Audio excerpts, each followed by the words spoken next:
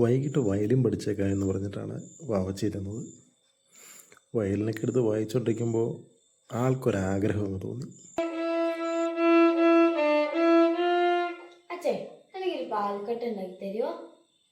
ഇപ്പം ശരിയാക്കി തരാം. പിന്നെ ഒന്നും നോക്കിയില്ല, ചുമ്മാ അടുക്കളയിലേക്ക് പോയി. അവിടെ ചെന്ന് നെയ്യൊക്കെ ഒരുക്കാൻ വെച്ച് പാന് ചൂടാക്കി അതിലേക്ക് ആ നെയ്യൊക്കെ അങ്ങ് ഒഴിച്ചു. നെയ്യ് നന്നായി ചൂടായി. ആ നല്ല സ്മെല്ലൊക്കെ അടിച്ചു വന്നപ്പോഴാണ് മൈദ എടുത്ത് അതിലേക്ക് ഇടുന്ന കാര്യം ഓർത്തത്. പിന്നെ മടിച്ചില്ല, നേരെ മൈദ എടുത്ത് ആ പാനിലേക്ക് ഇട്ടു. നെയ്യുടെ കൂട്ടത്തിൽ നന്നായി ഇളക്കി കൊടുത്തു. ഇനി അടുത്ത പണി ഏലക്ക പൊടിക്കലാണ്.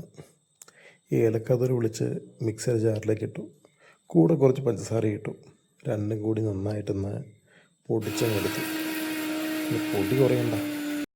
ഇനി പൊടിച്ച പഞ്ചസാര ആ പാനിലേക്കിട്ട് നന്നായി ചൂടാക്കി ഇളക്കിയെടുക്കുക എന്നുള്ളതാണ് അടുത്ത കിടപ്പ. അത് കഴിഞ്ഞാൽ പിന്നെ നന്നായിട്ട് കുഴഞ്ഞു വന്നാൽ അത് ഏതെങ്കിലും ഒരു പാത്രത്തിലേക്ക് മാറുക. ചെറിയ പാത്രം, പാവട്ടമുള്ള പാത്രമോ ചതുരത്തിലുള്ള പാത്രമോ ഒക്കെ അതിലേക്ക് മാറ്റിയിട്ട് നന്നായി ഒന്ന് മിനുക്കി ലെവലാക്കി എടുത്ത് വയ്ക്കുക എന്നുള്ളതാണ് അടുത്ത പണി. ഇപ്പോൾ ഏതാണ്ട് കാണാൻ കൊള്ളുന്ന പരിവമൊക്കെ ആയിട്ടുണ്ട്. ഇനി ഇത് നേരെ ഫ്രിഡ്ജിൻ്റെ ഡോറ് തുറന്ന് ആ ഫ്രീസറിനുള്ളിലേക്ക് കയറ്റി വയ്ക്കുക. പിന്നെ ഒരു 30 മിനിറ്റ് നമ്മളിങ്ങനെ കാത്തിരിക്കണം. അപ്പം നോക്കിയിരിക്കുന്ന ഗ്യാപ്പ് ചുമ്മാ കളയണ്ട. ആ സമയത്ത് വയലിനെടുത്ത് 4 അക്ഷരം അങ്ങ് വായിച്ചേക്കാന്ന് വെച്ചു. ഇനി അത് കുറച്ച് നേരം നിങ്ങളും കേൾക്ക്.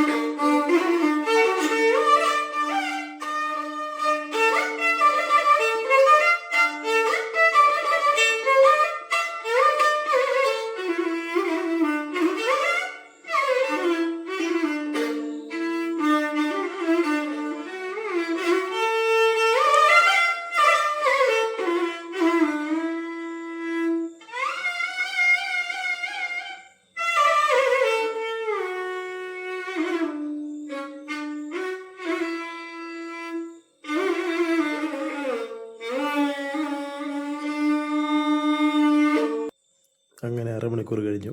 ഇനി ഫ്രീസറിൽ നിന്നും പുറത്തെടുക്കണം. പുറത്തെടുത്തപ്പോൾ ഇതാ ഈ രൂപത്തിലാണ് കേട്ടോ.